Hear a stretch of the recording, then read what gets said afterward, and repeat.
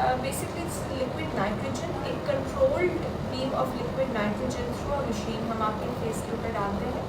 इससे आपके pores shrink होते हैं, your skin gets plump, it gets brighter, hydrate होती है स्किन, कोलेजन इंड्यूस होता है स्किन में, it looks younger and a lot of the times if you have fine wrinkles तो थोड़ा सा वो भी डिमिनिश होते हैं after the facial. What's the procedure? We generally thoroughly cleanse करते हैं आपकी स्किन को, give you a lymphatic massage.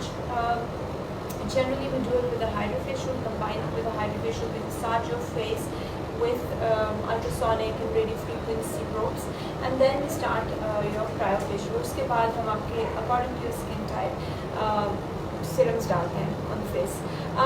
This is also very good for acne, open pores, acne prone skin.